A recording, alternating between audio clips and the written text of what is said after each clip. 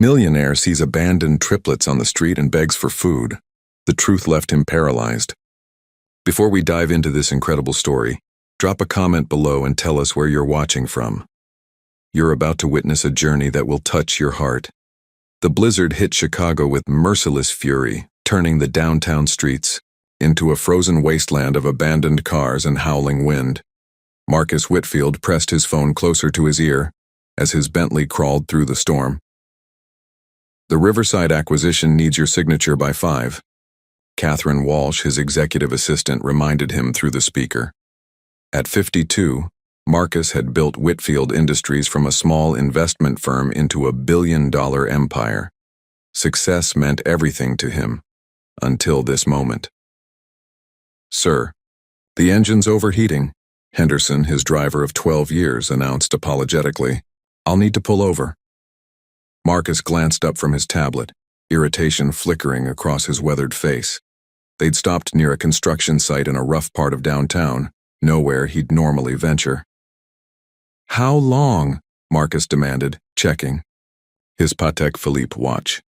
"At least 30 minutes, sir. The radiator—" A movement outside caught Marcus's attention. Through the swirling snow, he saw 3 small figures huddled against a building's doorway. Children, boys no older than 5, wearing thin jackets and torn sneakers.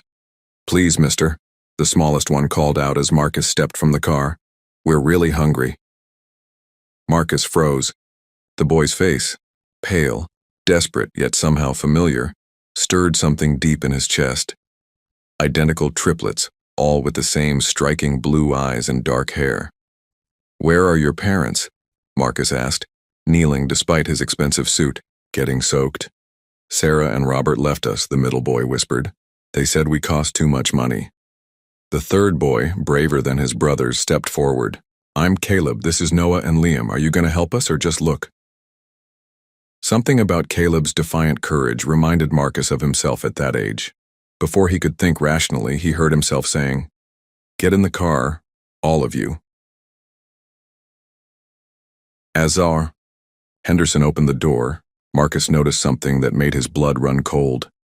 Each boy had an identical crescent-shaped birthmark on his left wrist, the same rare mark Marcus had carried since birth. The Whitfield mansion loomed against the darkening sky as the Bentley passed through wrought iron gates. Marcus watched the triplets press their faces against the windows, their eyes wide with wonder. "You live in a castle," Noah whispered, his voice filled with awe. "It's just a house," Marcus replied, though seeing it through their eyes made him realize how imposing his fortress of solitude truly was. Mrs. Patterson, his housekeeper of 15 years, appeared at the entrance, her expression shifting from professional courtesy to shock as 3 small boys tumbled out of the car. "Sir?" she questioned, her eyes darting between Marcus and the children. "Mrs. Patterson, meet Caleb, Noah, and Liam. They'll be staying with us temporarily. Please prepare the guest wing, adjoining rooms." Before she could respond, the mansion's front door burst open. Victoria Whitfield Stone, Marcus's younger sister and chief legal officer, strode in, her designer heels clicking aggressively against marble floors. "Marcus, what the hell happened to the Riverside meeting? Catherine said you disappeared with some emergency." Her voice died as she spotted the triplets. "Victoria, not now," Marcus warned, guiding the boys toward Mrs. Patterson. "Have you lost your mind?" Victoria hissed once the children were out of earshot. "You can't just bring random street children home like stray puppies." Marcus moved to his study, knowing Victoria would follow. The wood-paneled room felt different somehow, as if the presence of 3 small boys had already altered the mansion's atmosphere. "I've contacted Jonathan Mitchell," Marcus stated, pouring himself a scotch. "Emergency temporary guardianship. Papers are being prepared." Victoria's perfectly manicured hand slammed against his desk. "This is completely irrational behavior. The board is already questioning your judgment after the Morrison deal fell through. This will confirm their worst fears about your stability." Marcus took a contemplative sip. "There's something about these boys, Victoria. Something familiar." "What are you talking about?" "Look at their faces, really look." Marcus pulled out his phone, showing her a photo he'd discreetly taken in the car. And they all have the same birthmark I do. Victoria's expression hardened. That's ridiculous. You're projecting because you never had children. This is some midlife crisis fantasy. A soft knock interrupted their argument. Mrs. Patterson appeared at the door. Sir, the children are asking for you. They seem frightened. Marcus found the triplets huddled together on a massive leather couch in the living room, their small backpacks clutched tightly. Caleb looked up at him with those startling blue eyes. Daddy Marcus, he said quietly, are you going to send us away too, like the daddy before? The question pierced Marcus unexpectedly. In that moment, looking at three vulnerable boys who had somehow found their way to him, he made a promise that would change everything. No, he said firmly. You're home now. The morning sun filtered through the mansion's tall windows as Marcus watched the triplets eat breakfast with surprising politeness. Their table manners were impeccable for children supposedly raised on the streets, another mystery that gnawed at him. Can we go to school? Liam asked, carefully wiping his mouth with a napkin. We like learning.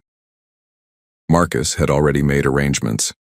Elite Academy Private School, Chicago's most exclusive institution, had agreed to an immediate enrollment after a substantial donation and Marcus's personal guarantee. Dr. Blackwell will see you first, Marcus explained. All students need medical clearance.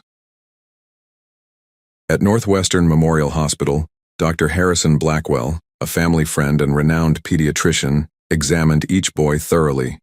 His expression grew increasingly puzzled. Marcus, this is extraordinary, Dr. Blackwell said privately. Identical triplets are incredibly rare, maybe 1 in a million births, but identical triplets with matching birthmarks? He shook his head. I've never seen anything like it. What are you saying, Harrison? Genetically speaking, these boys share your rare birthmark formation. It suggests a very close biological connection. The words hit Marcus like a physical blow.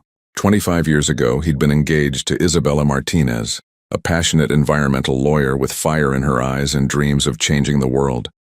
His mother, Eleanor Whitfield, had despised her, calling her unsuitable for the Whitfield legacy.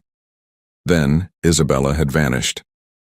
His mother claimed she'd left town after discovering she was pregnant, wanting nothing to do with Marcus or his money. The heartbreak had nearly destroyed him. Back at the mansion, Victoria cornered him again. The board wants answers, Marcus. You've missed 3 critical meetings this week. Whitfield Industries stock is starting to fluctuate. Handle it, Victoria. That's why you're chief legal officer. This isn't like you, she pressed. The Marcus Whitfield I know wouldn't disrupt his entire empire for 3 random children. Before Marcus could respond, Noah tugged at his sleeve. Daddy Marcus, who is that lady? Marcus looked where Noah pointed, at a portrait of Eleanor Whitfield hanging prominently in the hallway. His mother had died 2 years ago, taking her secrets with her. Caleb joined them, staring intently at the painting. That's the nice lady who used to visit Mama Sarah. She always brought us toys and told us stories about a son who worked too much. Marcus's world tilted. You knew my mother? She said her name was Eleanor, Liam added innocently. She said we were special boys and that someday we'd understand why. The implications crashed over Marcus like a tsunami. His mother had known about these children, had known and kept them from him for 5 years. Marcus paced his study at dawn, unable to sleep. The revelation about Eleanor's connection to the triplets had shattered everything he thought he knew about his family. He reached for his phone and dialed Maxwell Sterling, Chicago's most discreet private investigator. I need you to find everything about 3 boys, Caleb, Noah, and Liam, and I need it yesterday, Marcus said without preamble when Sterling answered. Already working on it, Mr. Whitfield. Word travels fast in my business. I'll have preliminary findings by tonight. After Sterling hung up, Marcus pulled out a leather photo album he hadn't opened in 20 years. There she was, Isabella Martinez at 23, laughing at Navy Pier, her dark hair catching the sunlight. She'd been brilliant, passionate, about environmental law, with dreams of saving the world one lawsuit at a time. His mother had called her a gold digger and beneath their station. But Isabella had never cared about his money. She'd loved him for who he was beneath the billions. The memory of their last fight crashed over him. Isabella had been acting strange, secretive. When he'd confronted her, she'd been evasive. 3 days later, Eleanor told him Isabella had left town, pregnant, and wanting nothing to do with the Whitfield name. "Daddy Marcus?" Caleb's voice interrupted. His memories. "Can we paint today?" Marcus looked up to find all 3 boys in the doorway still in their dinosaur pajamas. "Paint? We like art," Noah explained. "Mama Sarah said we got it from someone special." Mrs. Patterson appeared behind them. "Sir, I found art supplies in the storage room. The boys are quite talented." Marcus watched them work throughout the morning, amazed by their natural ability. Each boy painted with the same flowing style, the same intuitive understanding of color and form that Isabella had possessed. "You paint like someone I used to know," Marcus murmured, studying Liam's watercolor landscape. "Really?" Liam beamed. "Mama Sarah said our first mommy was an artist. She showed us a picture once, but then she hid it." That evening, Marcus attempted something foreign to him, a family dinner. No business calls, no tablets, just conversation with 3 5-year-olds who asked surprisingly sophisticated questions about his work. "What's an acquisition?" Caleb asked, carefully cutting his steak. "It's when one company buys another company," Marcus explained. "Why would you want to buy someone else's company?" Noah wondered. Marcus paused, realizing he'd never considered the deeper purpose. "To make them stronger, I suppose. To create something better together." "Like a family?" Liam asked innocently. The simple question hit Marcus harder than any board meeting challenge ever had. His phone buzzed with a text from Sterling. "Found them. Sarah and Robert Chen, former foster parents. You need to see this immediately." Marcus excused himself and called Sterling back. "They've been missing for 6 months, Mr. Whitfield," Sterling reported grimly. "Neighbors say they packed up suddenly, in the middle of the night. Left behind 3 children they'd been caring for since birth." The crystal ballroom of the Palmer House Hotel glittered with Chicago's financial elite, crystal chandeliers casting prismatic light over tables adorned with white orchids. The annual Children's Charity Gala was the social event of the season, and Marcus's attendance was expected. "Are we dressed properly?" Caleb asked, adjusting his miniature bow tie as they approached the hotel entrance. All 3 boys wore custom-tailored tuxedos that made them look like tiny gentlemen. "Perfectly," Marcus assured them, though his own nerves were frayed. Bringing the triplets to such a high-profile event would fuel gossip for months. Inside, conversations paused as Marcus entered. With a boy on each side, photographers' flashbulbs immediately illuminated the night, capturing the unexpected sight of Chicago's most eligible bachelor, with 3 identical children. "Whitfield's lost his mind," Marcus overheard someone whisper behind crystal flutes of champagne. Theodore Blackstone, Marcus's chief competitor and longtime rival, approached with exaggerated warmth. "Reed, I heard you've become a family man overnight. Tell me, is this some new corporate social responsibility initiative? Adopt a child for better publicity?" Something cold and protective surged in Marcus's chest. "Actually, Blackstone, it's called basic human decency. You should try it sometime." Blackstone's smile faltered. "Just curious what inspired this sudden paternal instinct." Before Marcus could respond, Noah tugged at his sleeve. "Daddy Marcus, that man seems mean. Should we leave?" The innocence in Noah's voice and his instinctive protection of Marcus melted hearts nearby. Several society ladies began whispering approvingly about the boy's manners. During dinner, the triplets sat perfectly, using proper utensils and speaking politely to adults who questioned them. Their natural charm gradually won over even the harshest critics. "They're remarkably well behaved," commented Judge Patricia Morrison, who'd been skeptical initially. "We had good teachers," Liam replied diplomatically. As the evening progressed, Marcus found himself relaxing. These boys, wherever they'd come from, belonged at his side. The realization struck him with surprising force. He was proud to be their father, biological or not. Near the end of the evening, an elderly woman with silver hair and kind eyes approached their table. Margaret Holmes, widow of a federal judge and Chicago society matriarch, had known the Whitfield family for decades. "Marcus, dear," she said warmly, then paused as she studied the triplets closely. Her expression shifted to one of recognition and concern. "Mrs. Holmes." Marcus stood respectfully. She leaned closer, her voice dropping to a whisper only he could hear. "They have Isabella Martinez's eyes, Marcus. Exactly her eyes. Where did you find them?" The ballroom seemed to spin around Marcus as the implications of her words sank in. Marcus barely slept after Margaret Holmes's revelation. At dawn, he called Maxwell Sterling, demanding an immediate meeting. By 8 a.m., they sat in Marcus's study while the triplets played in the garden with Mrs. Patterson. Sarah Chen worked as a nurse at Chicago General Hospital from 1998 to 2004, Sterling reported, sliding a personnel file across the desk. Maternity, ward specifically, she left abruptly in January 2004. Marcus's blood chilled. January 2004, exactly when Isabella would have given birth. "There's more," Sterling continued. "I pulled hospital employment records. Eleanor Whitfield made significant charitable donations to Chicago General during that exact period, enough to influence certain policies." Marcus studied Sarah Chen's photograph. Middle-aged, kind-faced, the type of person who'd dedicate her life to caring for others. Why would she take the boys? "Money," Sterling said bluntly. "Bank records show regular deposits into Sarah's account for 5 years, $5,000 monthly, from an offshore account, traced back to Eleanor Whitfield's estate lawyers." The revelation hit Marcus like a physical blow. His mother had been paying Sarah to raise his children while letting him believe Isabella had abandoned him. What happened to the payments? They stopped when Eleanor died 2 years ago. Sarah and Robert Chen tried to contact the estate lawyers demanding continued support.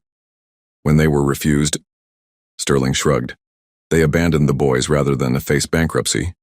Marcus's hands trembled as he reached for a locked drawer he hadn't opened since Eleanor's death. Inside were documents she'd marked personal, confidential, birth certificates, medical records, legal papers he'd never examined closely.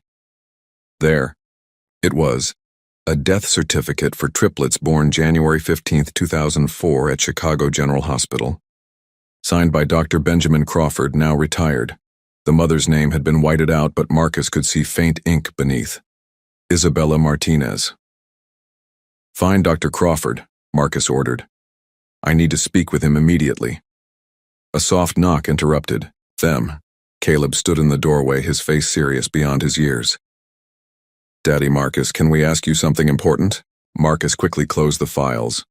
"Of course, buddy." All 3 boys entered, Noah carrying a drawing he'd made. It showed 5 stick figures, 3 small ones, 1 tall man, and 1 woman with long dark hair. "We dreamed about our first mommy." "Again?" Noah said quietly. "She was crying and calling for someone named Marcus." Liam stepped forward. "Was she calling for you, Daddy Marcus? Were you friends with our first mommy?" The innocent question shattered Marcus's heart. Looking at their hopeful faces, so like Isabella's eyes, he made a decision that would change everything. "Yes," he whispered. "I loved your first mommy very much." Sterling's phone buzzed. He glanced at it, then looked up grimly. "Dr. Crawford agreed to see you, but Marcus," he sounded terrified. Dr. Benjamin Crawford lived in a modest retirement home on Chicago's South Side, a stark contrast to the luxury Marcus was accustomed to. The 78-year-old former physician answered his door with shaking hands, his face pale with decades of buried guilt. "Mr. Whitfield," he whispered, glancing nervously down the hallway. "I wondered when this day would come." In his sparse apartment, surrounded by medical journals and faded family photos.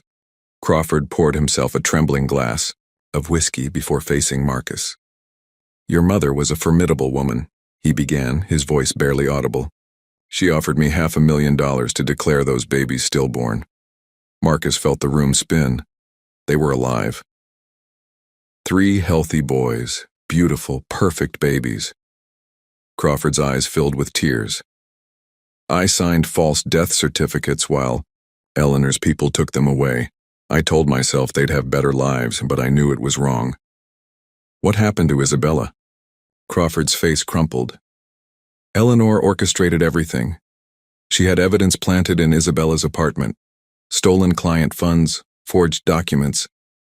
Isabella was arrested the day after giving birth, charged with embezzling from the environmental law firm where she worked." Marcus gripped the armrest of his chair. "She was innocent?" "Completely. But Eleanor had judges, prosecutors, even Isabella's own lawyer in her pocket. The trial was a sham. Isabella was sentenced to 25 years for financial crimes she never committed." The magnitude of his mother's betrayal crashed over Marcus.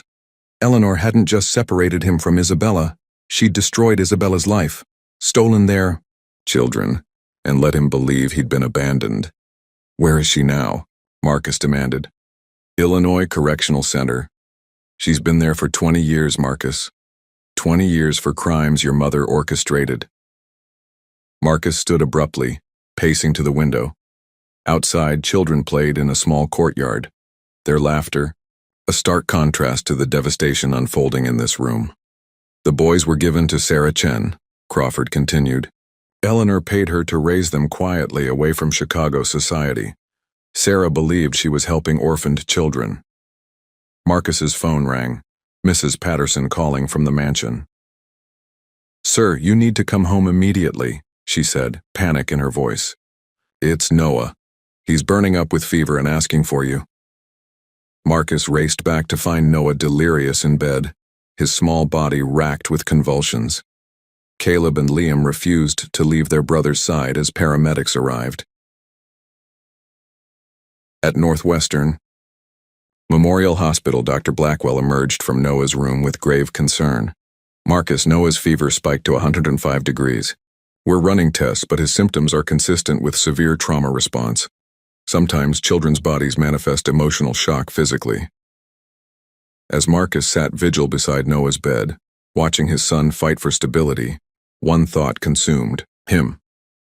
Isabella had lost 20 years with their children, locked away for crimes she never committed, while he'd lived in luxury, unknowing. Tomorrow, he would begin the fight to bring her home. Noah's fever broke after 2 agonizing days. But the ordeal had changed everything. Marcus sat in his study, watching the 3 boys play quietly in the garden, their bond even stronger after nearly losing each other. Victoria entered without knocking, her usual composure cracked. "Marcus, we need to talk. About Mother." "I know everything, Victoria." Marcus's voice was ice cold. "Dr. Crawford told me about the conspiracy, the false death certificates, Isabella's frame-up." Victoria's face went white. She closed the door and leaned against it. "You don't understand the full picture." "Then explain it." Victoria moved to the bar, pouring herself a large brandy with shaking hands. "Mother discovered Isabella was pregnant a week before you planned to propose. She hired private investigators, found Isabella's vulnerabilities. Her student loans, her mother's medical bills," Marcus said grimly. "Eleanor used her compassion against her. Mother believed Isabella was only with you for money. When Isabella refused Eleanor's buyout offer, $500,000 to disappear, Mother decided to eliminate the threat permanently." Marcus stood, towering over his sister. "Those are my sons out there, Victoria. Eleanor stole 20 years of their lives, 20 years of Isabella's life. I didn't know about the babies surviving until last week," Victoria whispered. "I thought they really died. Mother told me Isabella had a breakdown after losing them and confessed to the embezzlement." "You knew Isabella was innocent and said, 'Nothing?'" Victoria's composure finally shattered. I was 25, Marcus. Mother controlled everything. Our trust funds, our inheritance, our futures. She said Isabella would destroy the company, ruin our family name. Marcus's phone buzzed with a text from Sterling. Isabella Martinez, inmate, number 47291, Illinois Correctional Center, eligible for parole review in 2029. Model prisoner, tutors other inmates in legal advocacy. 5 more years, Marcus said, showing Victoria the message.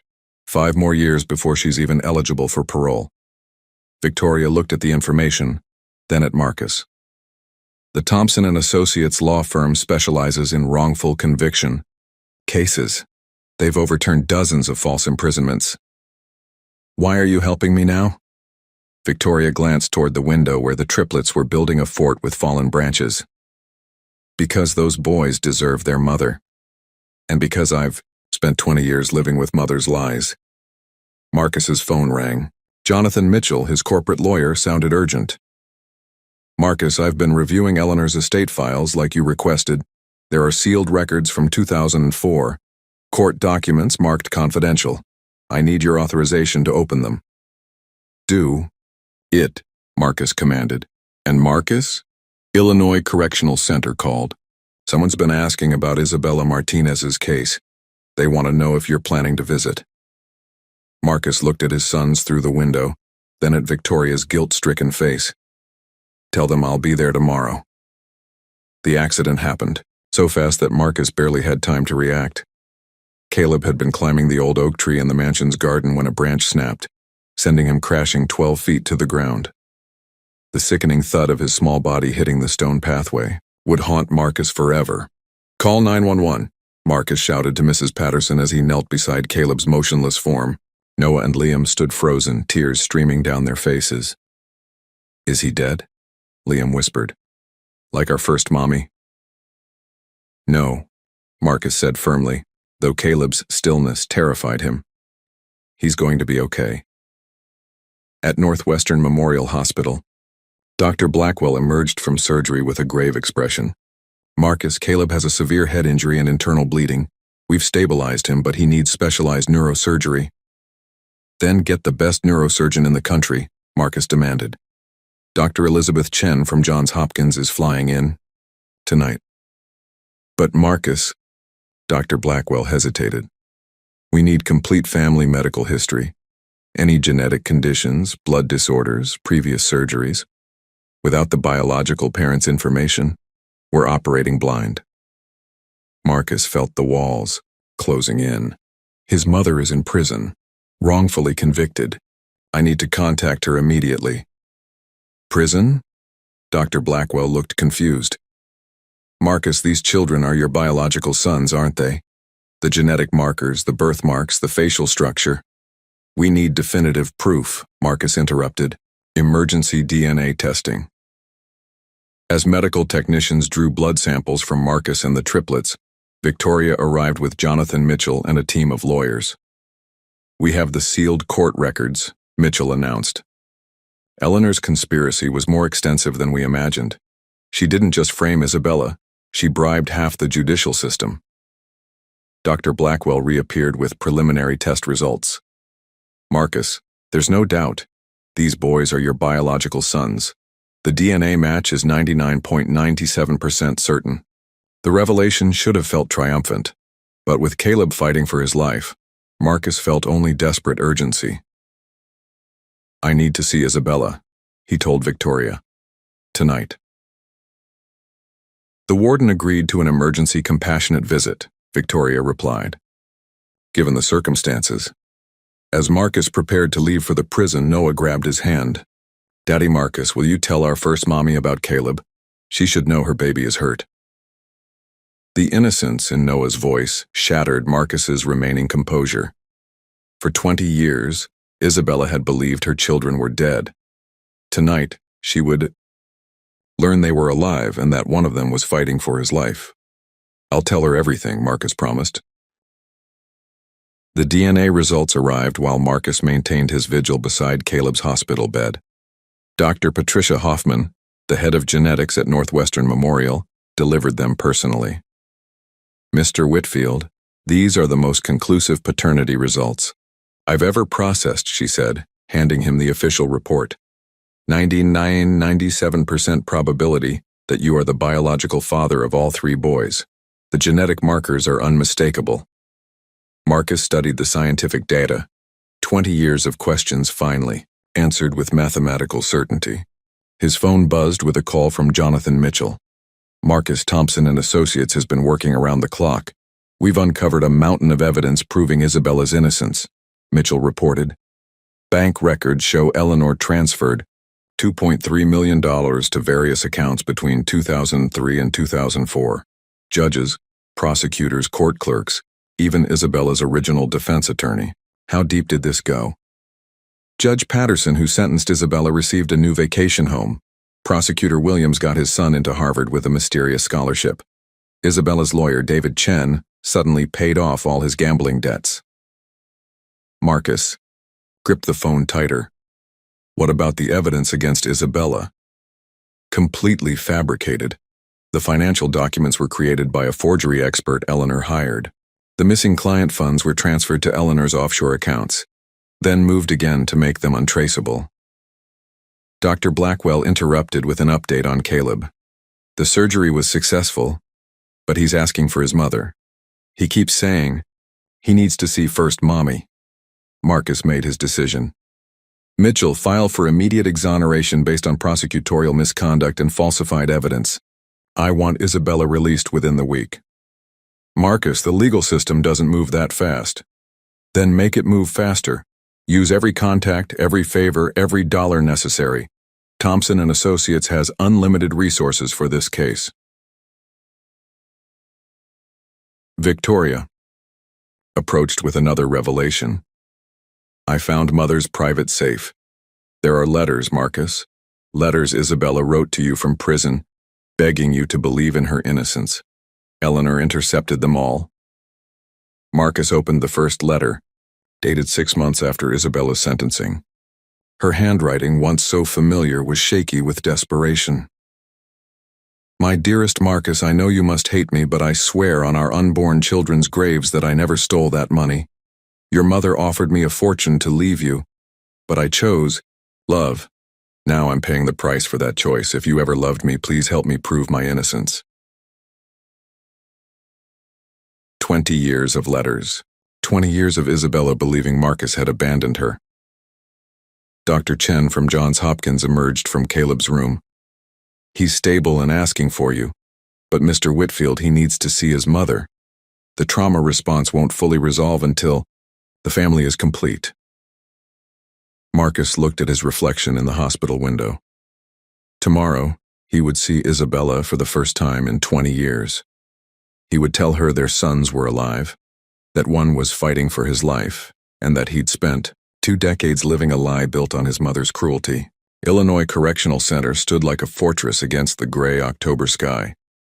Marcus had faced hostile corporate takeovers, billion-dollar negotiations, and ruthless competitors. But nothing had prepared him for walking through those prison gates to see the woman he'd never stopped loving. Isabella Martinez sat across from him in the visiting room, separated by reinforced glass. 20 years had carved lines around her eyes, but they were still the same deep brown that had captured his heart. Her dark hair, now streaked with silver, was pulled back severely. She wore standard prison gray, but her posture remained proud, unbroken. She stared at him for a full minute before picking up the phone. You look older, she said simply, her voice controlled but trembling slightly. Isabella. Marcus's voice cracked. I know the truth. About everything. Her expression hardened. What truth? That your mother destroyed my life while you did nothing to stop her? I didn't know, Marcus said desperately. I believed you were dead. Eleanor told me you'd run away after the babies died. I've lived 20 years thinking you'd abandoned me. Isabella's facade crumbled. The babies didn't die? Marcus pulled out his phone, showing her recent photos of the triplets at the hospital. Isabella's hand flew to her mouth, tears streaming down her face as she saw Caleb, Noah, and Liam for the first time. They're beautiful, she whispered. They look like you. Like us. They're our sons, Isabella. Eleanor had Dr. Crawford falsify their death certificates, then paid Sarah Chen to raise them in secret. When Eleanor died, the payments stopped, and Sarah abandoned them. Isabella pressed her palm against the glass. 20 years I've mourned dead children. 20 years I've believed you turned your back on me. Marcus matched her gesture, their hands separated by cold glass. I received your letters yesterday. Eleanor intercepted everyone. I never knew you were writing to me begging for help. You would have helped me? I would have moved heaven and earth. I love you, Isabella. I never stopped loving you. Isabella broke down completely. I wrote you hundreds of letters. I told you about the dreams where I held our babies, about the nightmares where you called me a thief. I begged you to remember who I was, who we were together. Marcus's voice was thick with emotion. One of our sons was injured yesterday. Caleb. He's asking for his mother, his first mommy. He needs you, Isabella. They all need you. How can I be their mother after missing their entire lives? Because love doesn't have a statute of limitations. Because they've been waiting for you their whole lives without even knowing it. Isabella studied the photos again, memorizing every detail. Tell me about them, please. Marcus spent the next hour describing their personalities. Caleb's leadership, Noah's artistic soul, Liam's gentle wisdom. Isabella laughed and cried, 20 years of maternal love pouring out at once. My legal team is filing for immediate exoneration, Marcus said as visiting time ended. You'll be home within days. Isabella looked at him with wonder. Home? With me, with our sons, where you always belonged. The courtroom of the Illinois Supreme Court buzzed with unprecedented energy. In just 72 hours, Marcus had assembled the most powerful legal team in the country. Thompson and Associates had filed emergency motions, while Marcus's own attorneys worked to expose Eleanor Whitfield's conspiracy.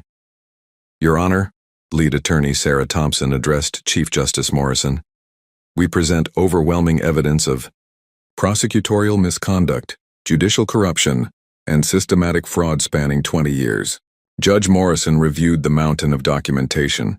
Bank transfers, forged documents, recorded conversations Eleanor had stupidly preserved. Dr. Crawford's full confession had been the final nail in the conspiracy's coffin. Marcus sat in the gallery, his phone buzzing with updates from the hospital. Caleb was recovering well, asking constantly when first mommy would visit. Noah and Liam had created a welcome home book filled with drawings and letters.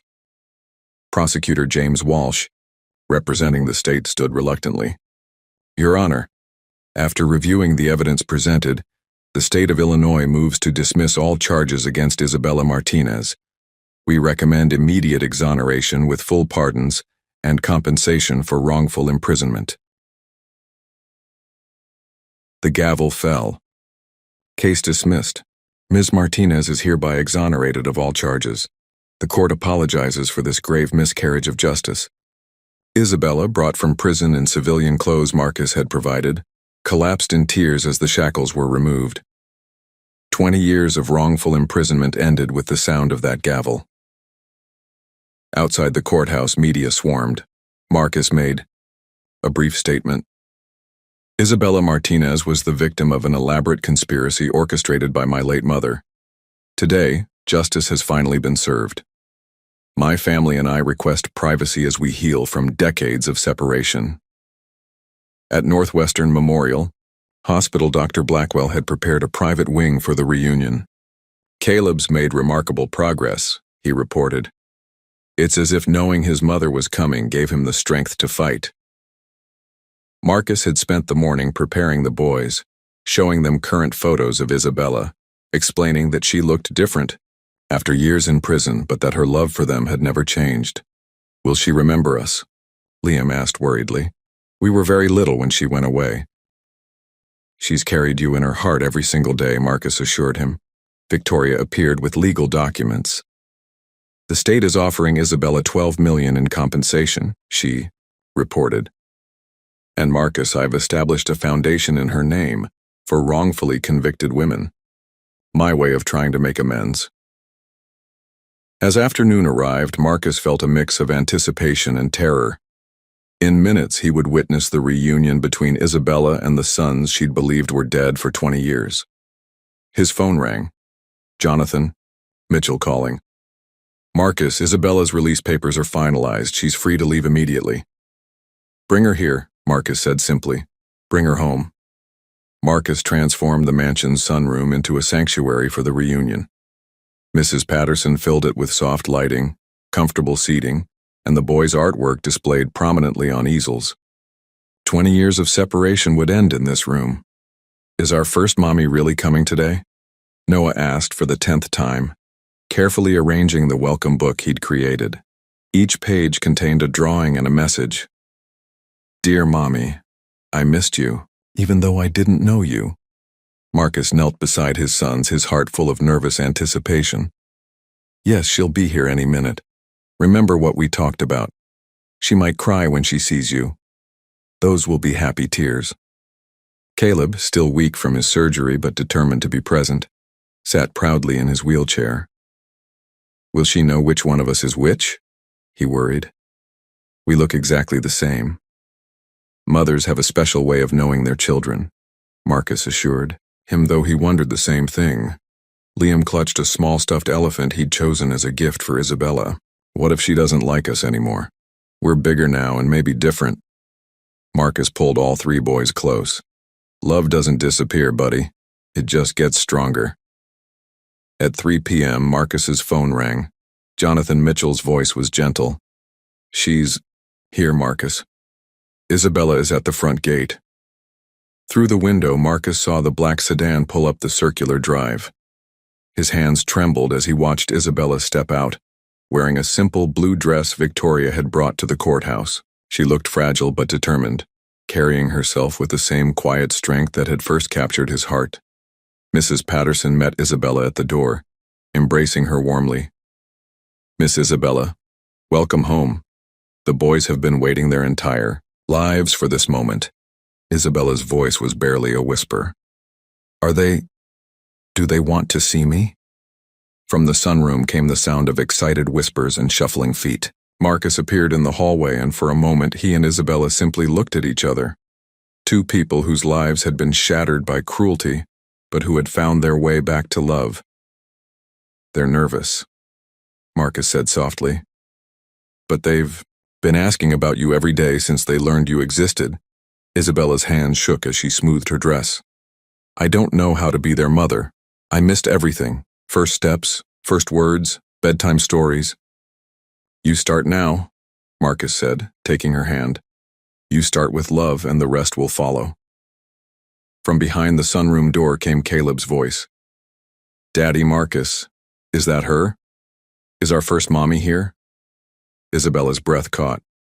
They call me first. Mommy? Marcus smiled. It's their way of honoring both you and the woman who raised them. Isabella straightened her shoulders, drawing on the strength that had sustained her through 20 years of imprisonment. I'm ready. Marcus opened the sunroom door and time seemed to stop.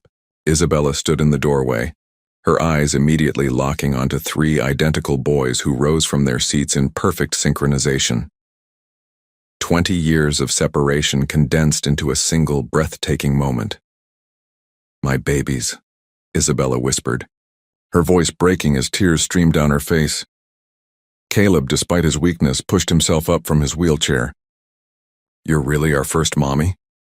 Isabella nodded, unable to speak, her hands pressed to her heart as she studied each face, the eyes she'd dreamed about, the smiles she'd imagined, the sons she'd mourned as dead. Liam stepped forward first, clutching his stuffed elephant. We made this for you, he said softly, holding out the welcome book. We didn't know you were real, but we always hoped. Isabella knelt to their level, accepting the book with trembling hands. As she flipped through pages of drawings and messages, she saw herself reflected in their artwork. A woman with long, dark hair, always smiling, always reaching toward three small boys.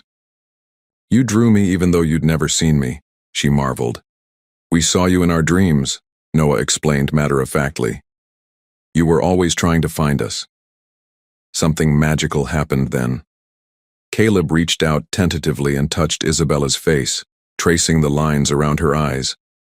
You have sad marks, he observed. Were you crying for us? Every day, Isabella admitted. Every single day for 20 years. Without hesitation, all three boys moved closer, and Isabella wrapped them in her arms. Her first embrace with her son since they were newborns. The fit was perfect, natural, as if 20 years had been mere moments. You smell like flowers, Liam murmured against her shoulder. And you feel like home, Noah added. Marcus watched from the doorway, his heart full to bursting. Mrs. Patterson stood beside him, dabbing her eyes with a handkerchief. Even Victoria, who had arrived quietly, seemed moved by the reunion's pure emotion. I have so many questions, Isabella said, pulling back to study each boy's face. Tell me everything, your favorite colors, your dreams, what makes you laugh. We like art like you did, Caleb announced proudly. And we're really good at math like Daddy Marcus. Daddy Marcus teaches us about business at dinner, Noah added. He says we're natural leaders. Isabella looked up at Marcus, her eyes shining, with gratitude and something deeper. He's taken wonderful care of you. He loves us, Liam said simply. And he never stopped looking for you. As the afternoon melted into evening, the family settled into easy conversation. Isabella marveled at their intelligence, their kindness, their resilience. The boys showed her their rooms, their art projects, their favorite books. During a quiet moment, Marcus found Isabella alone on the terrace, staring at the sunset. Thank you, she said, without turning around, for finding the truth, for bringing me home to them. Marcus moved beside her. Isabella, I know we can't get back the 20 years we lost, but maybe we can build something new, something beautiful. He knelt on one knee, pulling out a ring, the same ring he'd planned to give her 25 years ago. Will you marry me? Will you help me give our sons the family they deserve? Isabella stared at the ring through tears, the same princess-cut diamond Marcus had chosen 25 years ago when their future seemed limitless. The sunset painted the sky in shades of gold and pink, nature itself celebrating this moment of redemption. Yes, she whispered, then louder. Yes, Marcus. 1,000 times yes. As he slipped the ring onto her finger, 3 small faces appeared at the terrace door. The triplets had been watching, and their whoops of joy echoed across the mansion grounds. Are you going to be our real mommy and daddy now? Caleb asked, rushing forward with his brothers. We already are, Isabella replied, pulling them close. Love makes families, not just papers. 6 months later, the garden of the Whitfield mansion bloomed with white roses and the laughter of children. Isabella stood at the altar in a simple cream dress, radiant with happiness she'd thought lost forever. Marcus, handsome in his charcoal suit, couldn't take his eyes off her.